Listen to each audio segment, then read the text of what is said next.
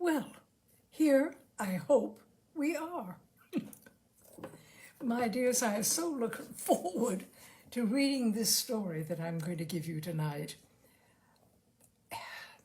I'm not sure what happened the last couple of weeks, but something certainly went awry. I'm trying to find out the cause and to take care of it, but hopefully I'm online now and you're there. Tonight, I have the great pleasure of reading a short story by PG Wodehouse. That is Wodehouse, pronounced Woodhouse. His name was Pelham Grenville Wodehouse, W-O-D-E House. He was the author of almost 100 books and the creator of Jeeves. Do you remember the Jeeves and Bertie series with Stephen Fry as Jeeves and Hugh Laurie as Bertie? They were absolutely wonderful. They personified those characters. Also Blandings Castle, Uxbridge, Uncle Fred, etc. And I'm quoting now from the frontispiece here. P.G. Wodehouse was born in 1881 and educated at Dulwich College. After 2 years with the Hong Kong and Shanghai Bank, he became a full-time writer, contributing to a variety of periodicals, including Punch and The Globe. He married in 1914. As well as his novels and short stories, he wrote lyrics for musical comedies with Guy Bolton and Jerome Kern, and at one time had 5 musicals running simultaneously on Broadway. His time in Hollywood also provided much source material for fiction. At the age of 93, in the New Year's Honors List of 1975, he received a long overdue knighthood, only to die on St. Valentine's Day, some 45 days later. I want to give you 3 quotes about him. First, from Julian Fellows, who wrote Downton Abbey. Yeah, and Gosford Park, of course. Quote, P.G. Wodehouse remains the greatest chronicler of a certain kind of Englishness that no one else has ever captured quite as sharply, or with quite so much wit and affection. From Alan Ayckbourn, a genius, elusive, delicate, but lasting. He created such a credible world that sadly, I suppose, never really existed, but what a delight it always is to enter it, and the temptation to linger there is sometimes almost overwhelming. And then finally, finally, from Simon Callow. I've recorded all the Jeeves books, and I can tell you this, it's like singing Mozart. The perfection of the phrasing is a physical pleasure. I doubt if any writer in the English language has more perfect music. And he is so witty and so delicately, what shall I say, he just hits you where it matters. And this one tonight is a rather little known one, I think, of P.G. Wodehouse. The Amazing Hat Mystery. A bean was in a nursing home with a broken leg as the result of trying to drive his sports model Poppenheim through the marble arch instead of round it. And a kindly crumpet had looked in to give him the gossip of the town. He found him playing Halma with the nurse, and he sat down on the bed and took a grape, and the bean asked what was going on in the great world. Well, said the crumpet, taking another grape, the finest minds in the drones are still wrestling with the great hat mystery. What's that? You don't mean you haven't heard about it? Not a word. The crumpet was astounded. He swallowed 2 grapes at once in his surprise. Why, London's seething with it. The general consensus of opinion is that it has something to do with the fourth dimension. You know how things go. I mean to say, something rummy occurs and you consult some big-brained bird and he wags his head and says, "Ah, the fourth dimension." Extraordinary, nobody's told you about the Great Hat mystery. You're the first visitor I've had. What is it, anyway? What hat? Well, there were two hats, reading from left to right, Percy Wimble's and Nelson Cork's. The being nodded intelligently. I see what you mean. Percy had one and Nelson had the other. Exactly. Two hats in one, top hats. What was mysterious about them? Why, Elizabeth Botsworth and Diana Punter said they didn't fit. Well, hats don't sometimes. But these came from Bodmin's. The bean shot up in bed. What? You mustn't excite the patient, said the nurse, who up to this time had taken no part in the conversation. But, dash it, nurse, cried the bean, you can't have caught what he said. If we are to give credence to his story, Percy Wimbold and Nelson Cork bought a couple of hats at Bodmin's. At Bodmin's, I'll trouble you. And they didn't fit. It isn't possible. He spoke with strong emotion, and the crumpet nodded understandingly. People can say what they please about the modern young man believing in nothing nowadays, but there is something every right-minded young man believes in, and that is the infallibility of Bodmin's hats. It is one of the eternal verities. Once admit that it is possible for a Bodmin hat not to fit, and you leave the door open for doubt, schism, and chaos generally. That's exactly how Percy and Nelson felt, and it was for that reason they were compelled to take the strong line they did take with E. Botsworth and D. Punter. They took a strong line, did they? A very strong line. Won't you tell the whole story from the beginning? Said the nurse. Right-o, said the crumpet, taking a grape. It'll make your head swim. So mysterious, so absolutely dashed uncanny from start to finish. You must know, my dear old nurse, said the crumpet, that these two blokes, Percy Wimbold and Nelson Cork, are fellows who have to exercise the most watchful care about their lids, because they are so situated that in their case there can be none of that business of just barging into any old hattery and grabbing the first thing in sight. Percy is one of those large, stout, outsized chaps with a head like a watermelon, while Nelson is built more on the lines of a minor jockey and has a head like a peanut.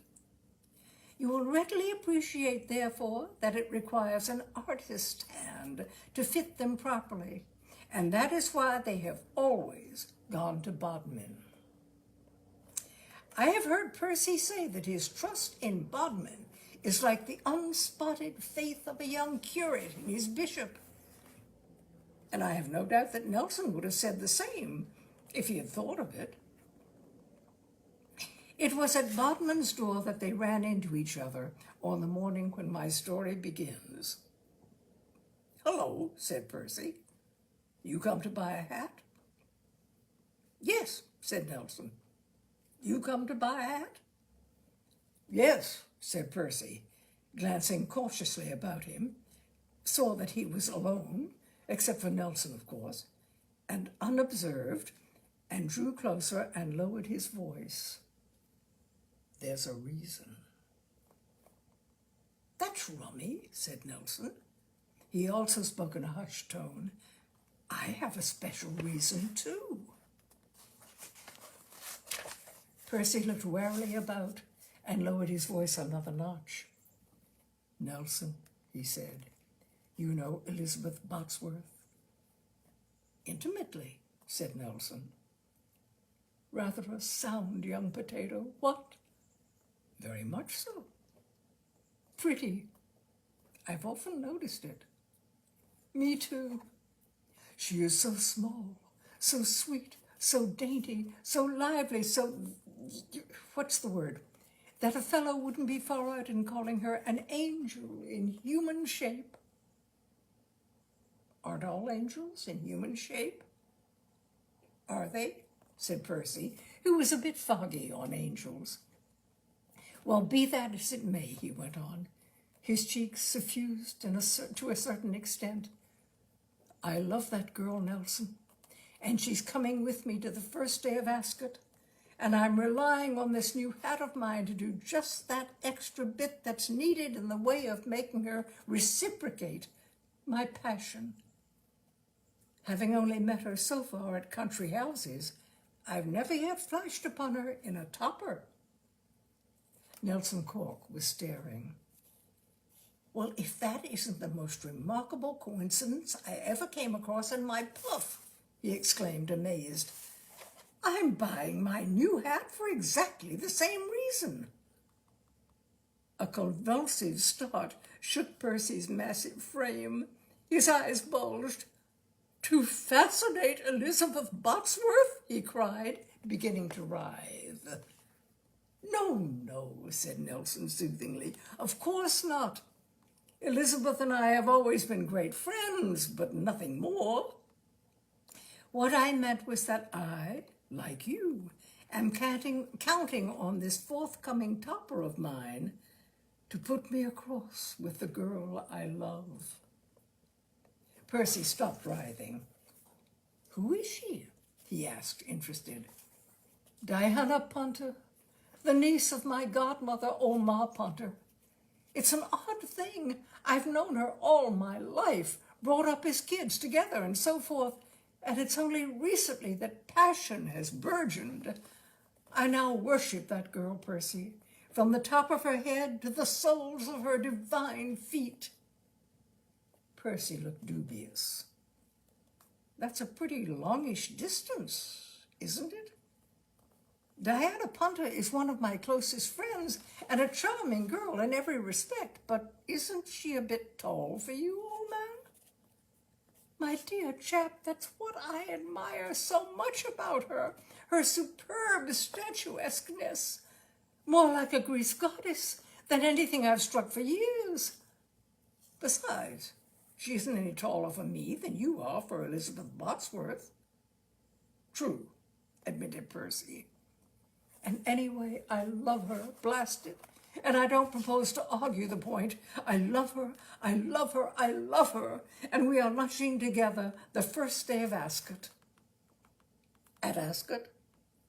No, she isn't keen on racing, so I shall have to give Ascot a miss. That's love, said Percy, awed. The binge will take place at my godmother's house in Berkeley Square, and it won't be long after that, I feel, before you see an interesting announcement in the Morning Post. Percy extended his hand. Nelson grasped it warmly. These new hats are pretty well bound to do the trick, I should say, wouldn't you? Infallibly. Where girls are concerned, there is nothing that brings home the gravy like a well-fitting topper. Bodmin must extend himself as never before, said Percy. He certainly must, said Nelson. They entered the shop, and Bodmin, having measured them with his own two hands, promised that two of his very finest efforts should be at their respective addresses in the course of the next few days. Now, Percy Winbolt isn't a chap you would suspect of having nerves. But there is no doubt that in the interval which elapsed before Bodmin was scheduled to deliver, he got pretty twittery. He kept having awful visions of some great disaster happening to his new hat. And as things turned out, these visions came jolly near being fulfilled. It has made Percy feel that he is psychic. What occurred was this. Owing to these jitters of his, he hadn't been sleeping any too well, and on the morning before Ascot he was up as early as 10:30, and he went to his sitting room window to see what sort of a day it was, and the sight he beheld from that window absolutely froze the blood in his veins. For there below him, strutting up and down the pavement, were a uniformed little blighter, whom he recognized as Bodmin's errand boy, and an equally foul kid in mufti. And balanced on each child's loathsome head was a top hat. Against the railings were leaning a couple of cardboard hat boxes. Now, considering that Percy had only just woken from a dream in which he had been standing outside the Guildhall in his new hat, receiving the freedom of the city from the Lord Mayor, and the Lord Mayor had suddenly taken a terrific swipe at the hat with his mace, knocking it into hash, you might have supposed that he would have been hardened to something. But he wasn't. His reaction was terrific. There was a moment of sort of paralysis during which he was telling himself that he had always suspected this beastly little boy of Bodmin's of having a low and frivolous outlook and being temperamentally unfitted for his high office. And then he came alive with a jerk and let out probably the juiciest yell the neighborhood had heard for years. It stopped the striplings like a high-powered shell. One moment they had been swanking up and down in a mincing and affected sort of way. The next, the second kid had legged it like a streak, and Bodmin's boy was shoving the hats back in the boxes and trying to do it quickly enough to enable him to be elsewhere when Percy should arrive. And in this he was successful. By the time Percy had got to the front door and opened it, there was nothing to be seen but a hat box standing on the steps. He took it up to his flat and removed the contents with a gingerly and reverent hand, holding his breath for fear the nap should have got rubbed the wrong way, or a dent of any nature been made in the gleaming surface. But apparently all was well. Bodmin's boy might sink to taking hats out of their boxes and fooling about with them, but at least he hadn't gone to the last awful extreme of dropping them. The lid was okay, absolutely. And on the following morning, Percy, having spent the interval polishing it with stout, assembled the boots, the spats, the trousers, the coat, the flowered waistcoat, the collar, the shirt, the quiet grey tie, and the good old gardenia, and set off in a taxi for the house where Elizabeth was staying. And presently he was ringing the bell and being told she would be down in a minute, and eventually down she came, looking perfectly marvelous. "What ho, what ho," said Percy. "Hello, Percy," said Elizabeth. Well, naturally, up to this moment, Percy had been standing with bared head. At this point, he put the hat on. He wanted her to get the full effect suddenly, in a good light, and very strategic, too. I mean to say it would have been the act of a Juggins to have waited till they were in a taxi, because in a taxi, all toppers look alike. So Percy popped the hat on his head with a meaning glance and stood waiting for the uncontrollable round of applause. And instead of clapping her little hands in girlish ecstasy and doing spring dancing round him, this young Betsworth gave a sort of gurgling scream, not unlike a coloratura soprano choking on a fishbone. Then she blinked and became calmer. "It's all right," she said. "The momentary weakness has passed. Tell me, Percy, when do you open?" "Open?" said Percy, not having the remotest. "On the halls. Aren't you going to sing comic songs on the music halls?" Percy's perplexity deepened. "Me? No, how? Why? What do you mean?" "I thought that hat must be part of the makeup and that you were trying it on the dog. I couldn't think of any other reason that you should wear one 6 sizes too small." Percy gasped. "You aren't suggesting this hat doesn't fit me? It doesn't fit you by a mile. But it's a Bodmin. Call it what you like. I call it a public outrage." Percy was appalled. "I mean, naturally. A nice thing for a chap to give his heart to a girl and then find her talking in this hideous, flippant way of sacred subjects." Then it occurred to him that, living all the time in the country, she might not have learned to appreciate the holy significance of the name Bodmin. "Listen," he said gently. "Let me explain. This hat was made by the world-famous hatter of Vigo Street. He measured me in person and guaranteed a fit. And I nearly had one. And if Bodmin guarantees that a hat shall fit," proceeded Percy, trying to fight against a sickening sort of feeling that he had been all wrong about this girl, "it fits. I mean, saying a Bodmin hat doesn't fit is like saying, well, I can't think of anything awful enough. That hat's awful enough. It's like something out of a two-reel comedy. Pure Charles Chaplin. I know a joke's a joke, Percy, and I'm as fond of a laugh as anyone, but there is such a thing as cruelty to animals. Imagine the feelings of the horses at Ascot when they see that hat." Poets and other literary blokes talk a lot about falling in love at first sight, but it's equally possible to fall out of love just as quickly.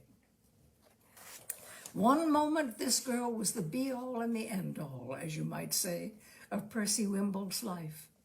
The next, she was just a regrettable young blister with whom he wished to hold no further communication. He could stand a good deal from the sex. Insults directed at himself left him unmoved, but he was not prepared to countenance destructive criticism. He was not prepared to countenance destructive criticism of a Bodmin hat. "Possibly," he said coldly, "you would prefer to go to this ballet race meeting alone." "You bet I'm going alone. You don't suppose I mean to be seen in broad daylight in the paddock at Ascot with a hat like that?" Percy stepped back and bowed formally. "Drive on, driver," he said to the driver, and the driver drove on. Now, you would say that that was rummy enough. A full-size mystery in itself, you might call it. But wait, mark the sequel. You haven't heard anything yet. We now turn to Nelson Cork. Shortly before 1:30, Nelson had shoved over to Berkeley Square and had lunch with his godmother and Diana Punter, and Diana's manner and deportment had been absolutely all that could have been desired. In fact, so chummy had she been over the cutlets and fruit salad that it seemed to Nelson that if she was like this now, imagination boggled at the thought of how utterly all over him she would be when he sprang his new hat on her.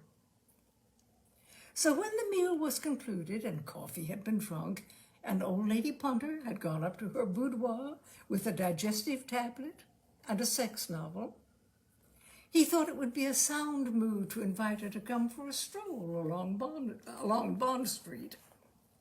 There was the chance, of course, that she would fall into his arms right in the middle of the pavement. But if that happened, he told himself, they could always get into a cab. So he mooted the saunter, and she checked up, and presently they started off. And you will scarcely believe this, but they hadn't gone more than halfway along Bruton Street when she suddenly stopped and looked at him in an odd manner.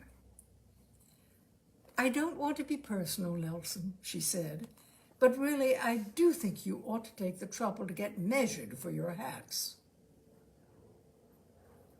If a gas main had exploded beneath Nelson's feet, he could scarcely have been more taken aback.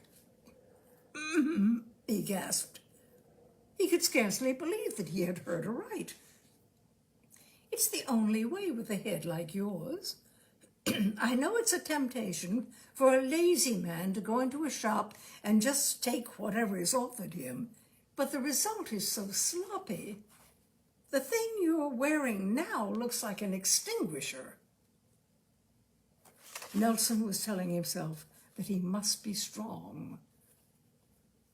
"Are you endeavoring to intimate that this hat does not fit? Can't you feel that it doesn't fit? But it's a Bodman." "I don't know what you mean. It's just an ordinary silk hat." "Not at all. It's a Bodman." "I don't know what you are talking about." "The point I am trying to drive home," said Nelson stiffly, "is that this hat was constructed under the personal auspices of John Bodman of Vigo Street." "Well, it's too big." "It is not too big. I say it is too big." Excuse me. "And I say a Bodman hat cannot be too big." "Well, I've got eyes, and I say it is." Nelson controlled himself with an effort. "I would be the last person," he said, "to criticize your eyesight, but on the present occasion you will permit me to say that it has let you down with a considerable bump. Myopia is indicated." "Allow me," said Nelson, hot under the collar, but still dignified, "to tell you something about John Bodman, as the name appears new to you.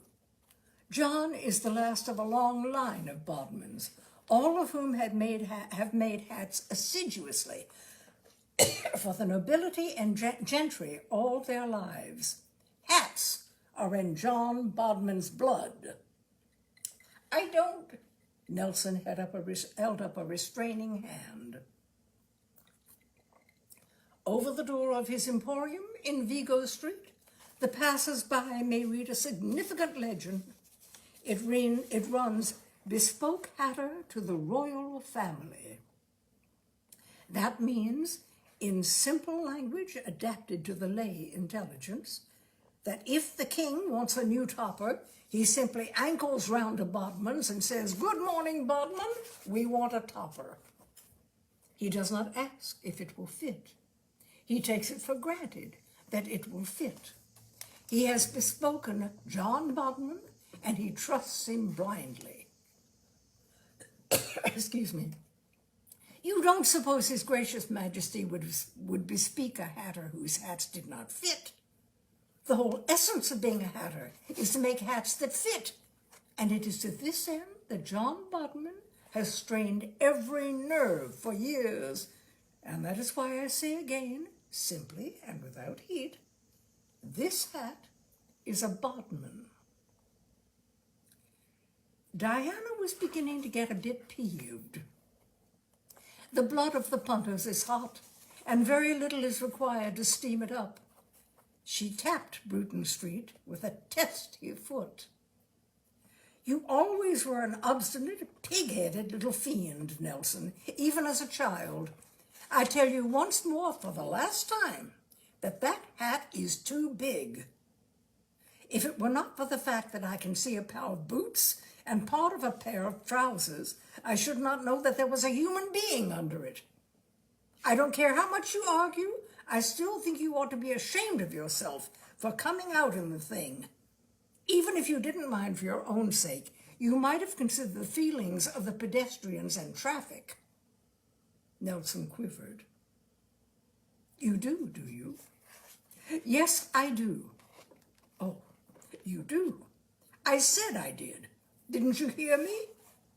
No, I suppose you could hardly be expected to, with an enormous great hat coming down over your ears. You say this hat comes down over my ears? Right over your ears.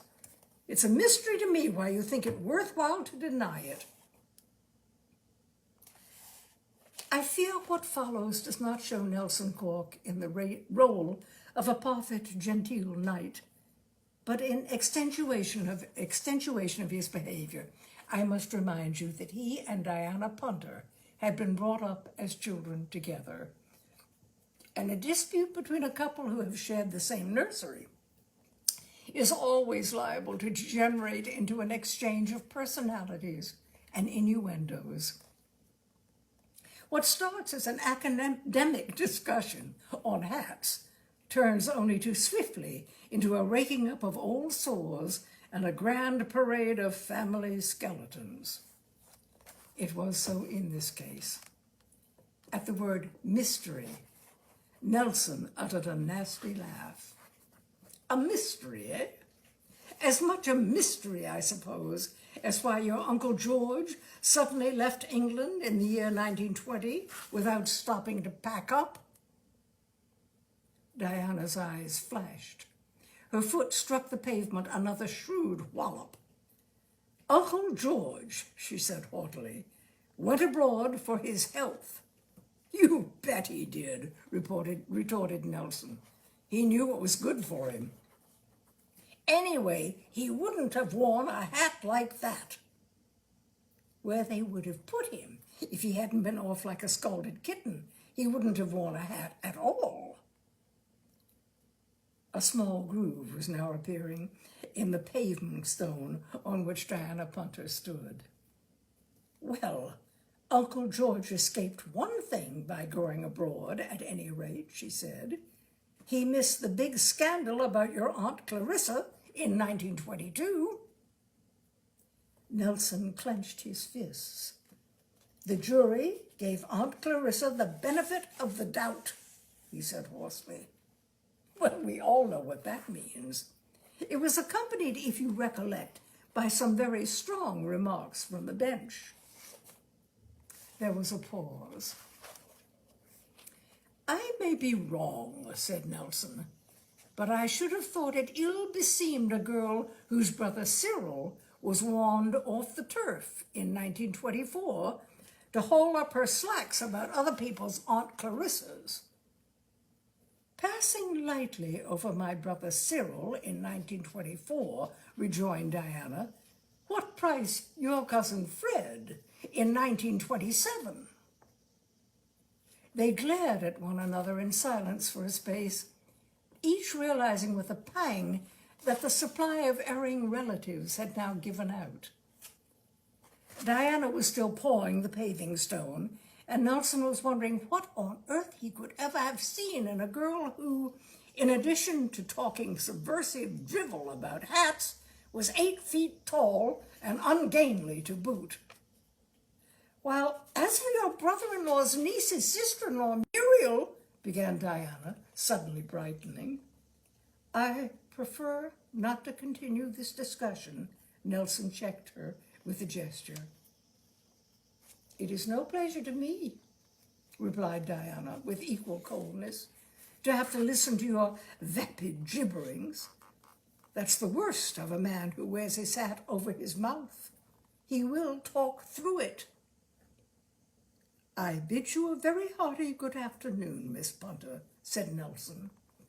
He strode off without a backward glance. Now, one advantage of having a row with a girl in Bruton Street is that the Drones is only just around the corner. so that you can pop in and restore the old nervous system with the minimum of trouble. Nelson was round there in what practically amounted to a trice, and the first person he saw was Percy, hunched up over a double and splash. "Hello," said Percy. "Hello," said Nelson. There was a silence, broken only by the sound of Nelson ordering a mixed vermouth. Percy continued to stare before him, like a man who has drained the wine cup of life to its lees, only to discover a dead mouse at the bottom. "Nelson," he said at length, "what are your views on the modern girl?" "I think she's a mess." "I thoroughly agree with you," said Percy.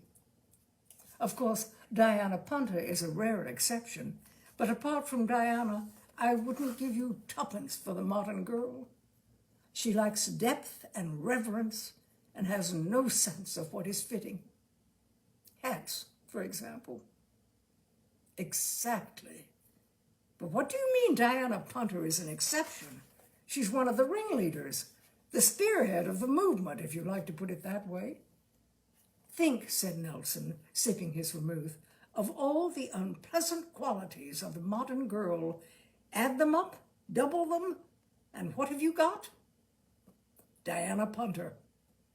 Let me tell you what took place between me and this Punter only a few minutes ago." "No," said Percy, "let me tell you what transpired between me and Elizabeth Botsworth this morning."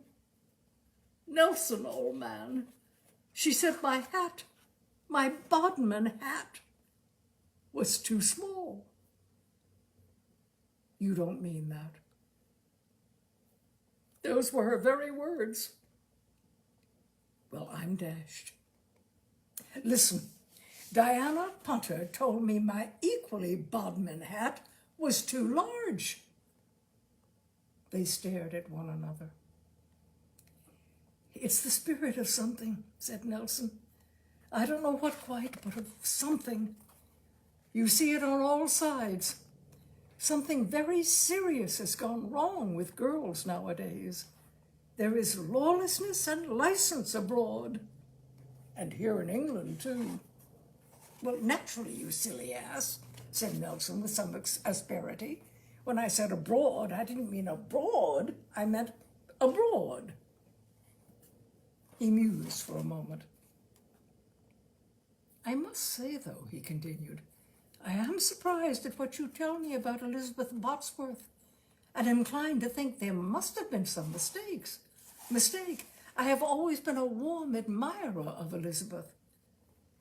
"And I have always thought Diana one of the best, and I find it hard to believe that she should have shown up in such a dubious light as you suggest.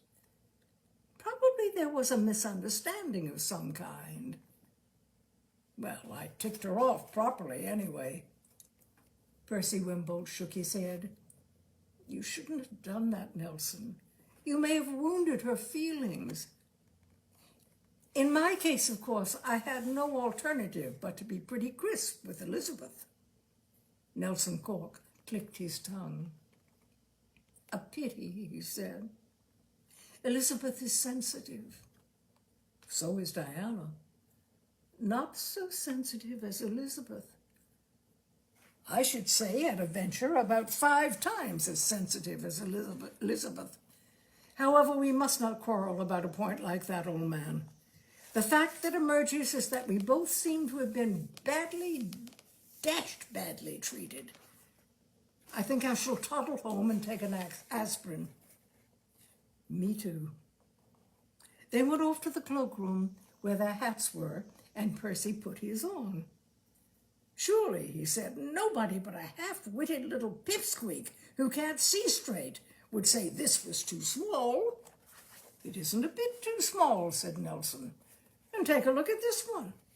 Am I not right in supposing that only a female giantess with straws in her hair and astigmatism in both eyes could say it was too large?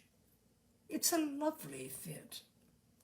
And the cloakroom waiter, a knowledgeable chap by the name of Robinson, said the same. "So there you are," said Nelson. "Ah, well," said Percy. They left the club and parted at the top of Dover Street. Now, though he had not said so in so many words, Nelson Cork's heart had bled for Percy Wimbold.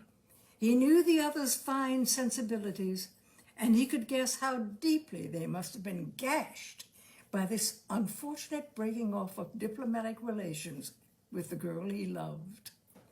For whatever might have happened, however sorely he might have been wounded, the way Nelson Cork looked at it was that Percy loved Elizabeth Botsworth in spite of everything.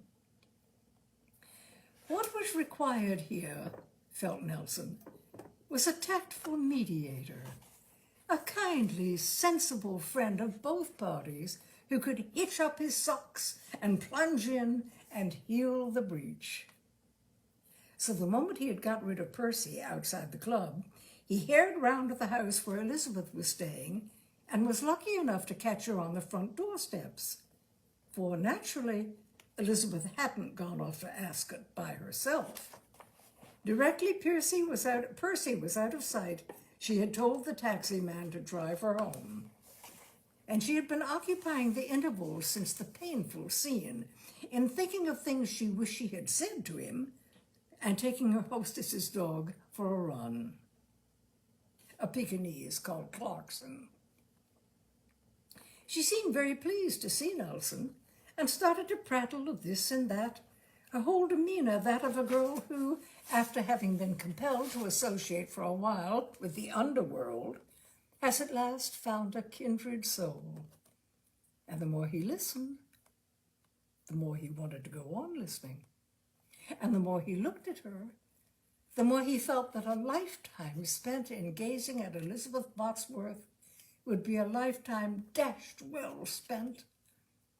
There was something about the girl's exquisite petiteness and fragility that appealed to Nelson Cork's depths. After having wasted so much time looking at a female chimera like Diana Punter, it was a genuine treat to him to be privileged to feast the eyes on one so small and dainty.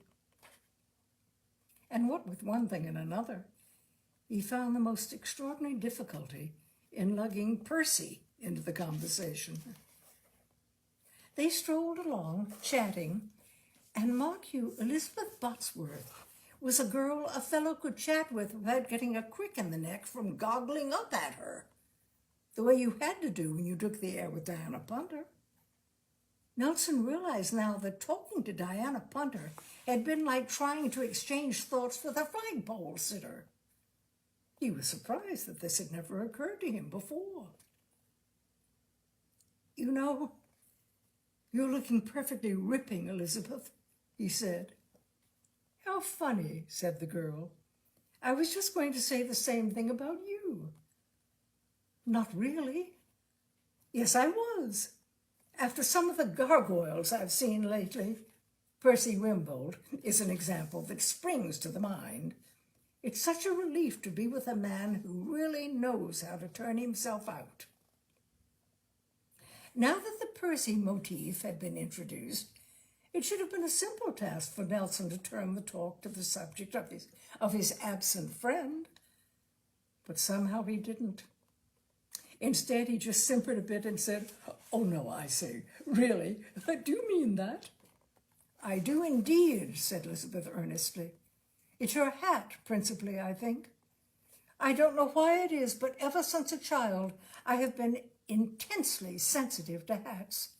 And it has always been a pleasure to me to remember that at the age of 5, I dropped a pot of jam out of the nursery window onto my Uncle Alexander when he came to visit us in a deerstalker cap with ear flaps, as worn by Sherlock Holmes.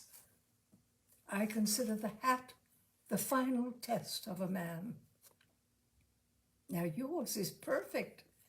I never saw such a beautiful fit. I can't tell you how much I admire that hat. It gives you quite an ambassadorial look." Nelson Cork drew a deep breath. He was tingling from head to foot. It was as if the scales had fallen from his eyes and a new life had begun for him. "I say," he said, trembling with emotion, "I wonder if you would mind if I pressed your little hand." "Do," said Elizabeth cordially. "I will," said Nelson, and did so. "And now," he went on, clinging to the fin like glue and hiccuping a bit, "how about buzzing off somewhere for a quiet cup of tea? I have a feeling that we have much to say to one another." It is odd how often it happens in this world that when there are two chaps and one chap's heart is bleeding for the other chap, you find that all the while the second chap's heart is bleeding just as much for the first chap. Both bleeding, I mean to say, not only one. It was so in the case of Nelson Cork and Percy Wimbold. The moment he had left Nelson, Percy charged straight off in search of Diana Punter with the intention of putting everything right with a few well-chosen words. Because what he felt was that, though at the actual moment of going to press, pique might be putting Nelson off Diana, this would pass off, and love would come into its own again. All that was required, he considered, was a suave go-between, a genial mutual pal who would pour oil on the troubled W's and generally fix things up. He found Diana walking round and round Berkeley Square with her chin up, breathing tensely through the nostrils. He drew up alongside and "what-ode?"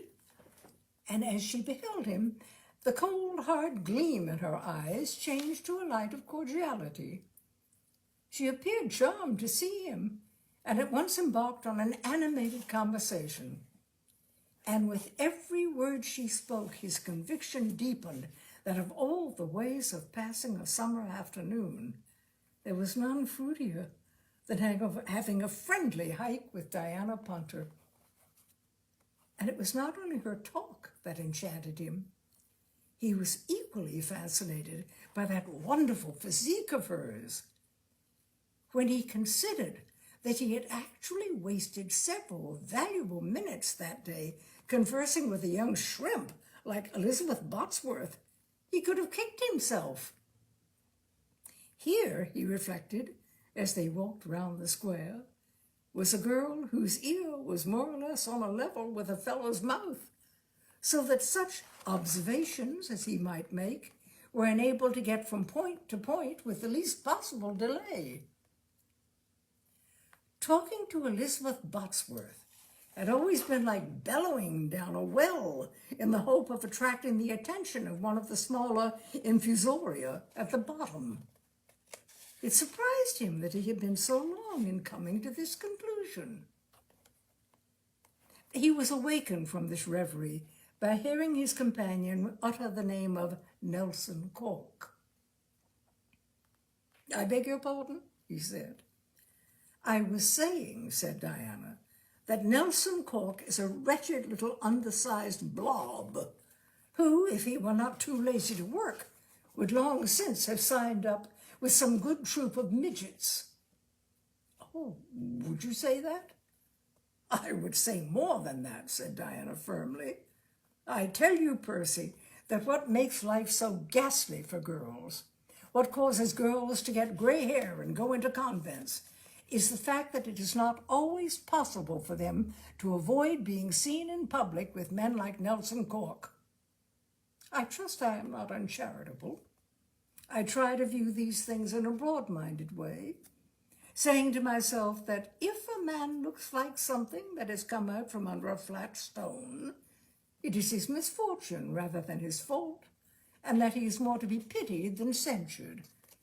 But on one thing I do insist, that such a man does not wantonly aggravate the natural unpleasantness of his appearance by prancing about London in a hat that reaches down to his ankles. I cannot and will not endure being escorted along Bruton Street by a sort of human bacillus, the brim of whose hat bumps on the pavement with every step he takes. What I have always said, and what I shall always say, is that the hat is the acid test. A man who cannot buy the right-sized hat is a man one could never like or trust. Your hat now, Percy, is exactly right. I have seen a good many hats in my time, but I really do not think that I have ever come across a more perfect specimen of all that a hat should be. Not too large, not too small, fitting snugly to the head like the skin on a sausage. And you have just the kind of head that a silk hat shows off. It gives you a sort of look, how shall I describe it? It conveys the idea of a master of men. Leonine is the word I want. There is something about the way it rests on the brow and the almost imperceptible tilt towards the southeast. Percy Wimbold was quivering like an oriental muscle dancer. Soft music seemed to be playing from the direction of Hay Hill, and Berkeley Square had begun to skip round him on one foot. He drew a deep breath. "I say," he said, "stop me if you've heard this before, but what I feel we ought to do at this juncture is to dash off somewhere where it's quiet and where there aren't so many houses dancing the Blue Danube, and shove some tea into ourselves. And over the pot and muffins, I shall have something very important to say to you." So that, concluded the Crumpet, taking a grape, is how the thing stands. And in a sense, of course, you could say that it is a very satisfactory ending. The announcement of Elizabeth's engagement to Nelson Cork appeared in the press on the same day as that of Diana's projected hitching up with Percy Wimbold. And it is pleasant that the happy couple should be so well matched as regards size. I mean to say, there'll be none of that business of a 6-foot girl tripping down the aisle with a 5'4" man, or a 6'2" man trying to keep step along the sacred edifice with a 4'3" girl. That is always good for a laugh from the ringside pews, but it does not make for wedded bliss. No, so far as the principals are concerned, we may say that all has ended well. But that doesn't seem to me to be the important point. What seems to me the important point is this extraordinary, baffling mystery of those hats. "Absolutely," said the Bean. "I mean to say, if Percy's hat really didn't fit, as Elizabeth Botsworth contended, why should it have registered as a winner with Diana Punter?" "Absolutely," said the Bean.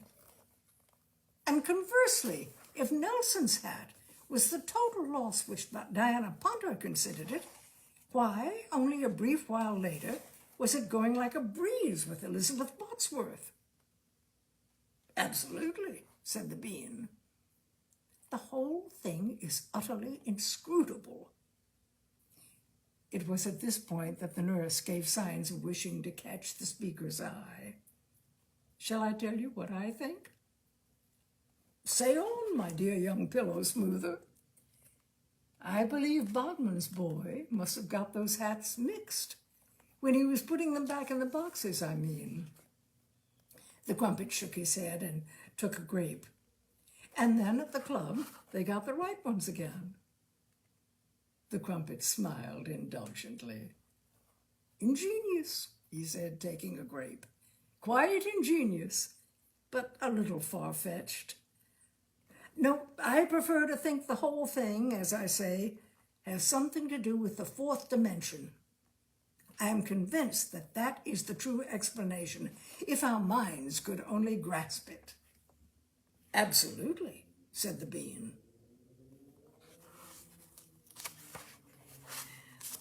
And that is The Amazing Hat Mystery